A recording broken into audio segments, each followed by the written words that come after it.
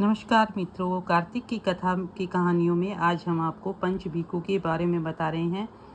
पंच भिखु जो है लास्ट के 5 दिन कार्तिक के एकादशी से और पूर्णिमासी तक रखे जाते हैं। इनका व्रत होता है, इनका उद्यापन किया जाता है। साथ ही एक कथा है जो पूरे कार्तिक में आप रोज कहें गंगा किनारे बैठकर या घर में जहाँ पर भी आपने पथवारी बो रखी है, मंदिर में जहाँ पर भी आप कंफर्टेबल समझें, आज हम आपको पंच भिखु देवता की कथा सुना रहे हैं। बहुत ही जो है फ़ायदा देते हैं ये पंच भिखु के व्रत भी।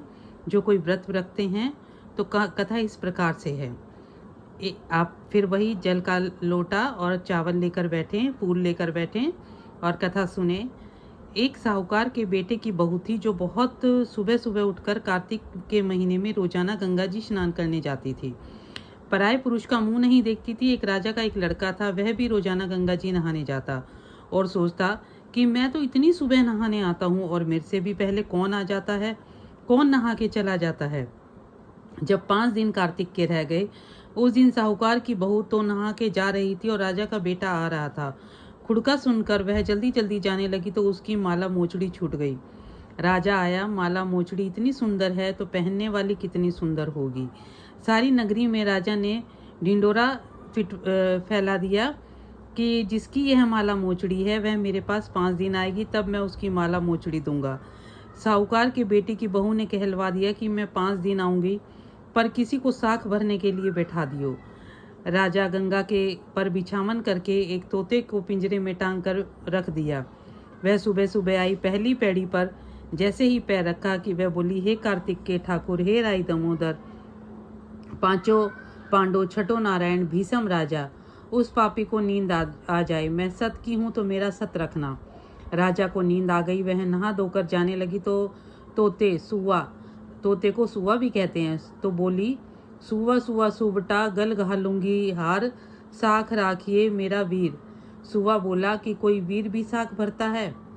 जब वह बोली, सुआ सुआ सुबटा, पग घालूंगी नेवर, साख भरिए मेरा देवर।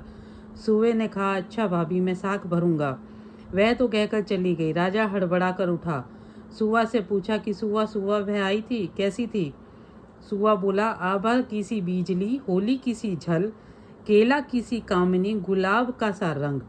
राजा ने सोचा कि कल मैं अपनी उंगली चीर कर बैठूंगा तो नींद नहीं आएगी।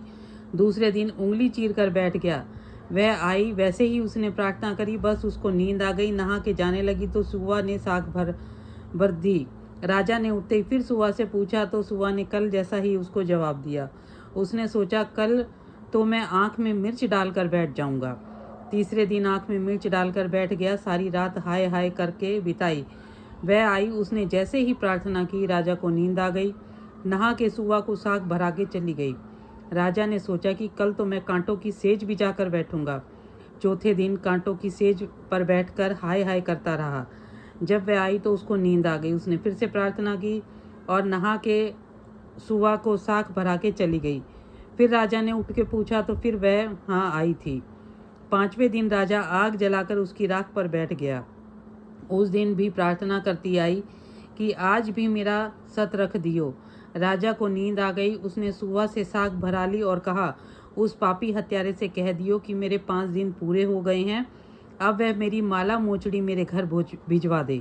राजा ने उठते ही सुआ से पूछा कि वह आई थी? सुआ बोला, आई थी, अपनी माला मोचड़ी मंगाई है। थोड़े दिन बाद राजा के कोढ़ निकल आया। त्राही त्राही पुकारने लगा। ब्राह्मण को बुलाकर पूछा कि तेरे सारे शरीर में जलन कैसे लग गई? ब्राह्मण बोला कि यह किसी पतिव्रता स्त्री का पाप धरा है जिसने लगी है। राजा ने पूछा कि अब ये ठीक कैसे होगा? ब्राह्मण बोला कि तुम धर्म की बहन बनाओ और उसके नहाए हुए जल से नहाओ, स्नान करो, तभी तुम्हारी जलन कोढ़ ठीक होगा। राजा माला मोचड़ी लेकर उसके घर गया और साहूकार से बोला कि हे साहूकार, तेरी बहू गंगा पर भूल गई थी, उसे दे दो और कह देना कि अपने नहाए हुए जल से मुझे नहला दे। साहूकार बोला कि वह तो पराये पुरुष का मुंह भी नहीं देखती, तू इस नाली के नीचे बैठ जा, वह नहाएगी तो तेरे ऊपर पानी पड़ जाएगा। राजा नाली के नीचे बैठ गया और वह नहाया। जल गिरने से उसकी काया कंचन जैसी होगी। हे पंच भिखु देवता, जैसे साहूकार की बहू का सत रखा, ऐसे हम सब किसी का रखियो, कहते सुनते हुकारा भरते। हमारे सारे परिवार का रखियो, हमारी सारी जो भी समस्याएं हैं उनका समाधान करियो, और प्रभु हमारा सबका सत रखियो। अब पंच भिखु का एक भजन भी होता है, वो हम इस कथा के साथ आपको सुना रहे हैं। पूनो नहाई पड़वा नहाई, 5 रतन 5 भिखु नहाई। आधे कलाई आंवला, आधे किलाई राई। राई दामोदर सांवला, जिसने सृष्टि रचाई। राजा के घर उतरी पूर्ति बन कर आई। राजा लाया ब्याह के, रानी बन के आई। 4 चक्कर 4 मक्कर 4 दिए किलो। मैं तुझसे पूछूं श्री कृष्ण जी, कब निस्तारा हो। जब आएगा कार्तिक का महीना, तब निस्तारा हो। बोल पंच भिखु देवता की जय। हे पंच भिखु महाराज, जैसे उस बहू का सत रखा, ऐसे हम सब किसी का रखियो, कहते सुनते हुकारा भरते। अगर आपको कहानी पसंद आई तो कहानी में जय श्री कृष्णा जरूर लिखिए कमेंट में, और भगवान कृष्ण हम सब की मनोकामनाएं पूर्ण करें। और आप सभी को कार्तिक मास की हार्दिक शुभकामनाएं। और चैनल को ऐसी नई नई जानकारी, नई नई कहानियां सुनने के लिए चैनल को सब्सक्राइब जरूर करें। धन्यवाद।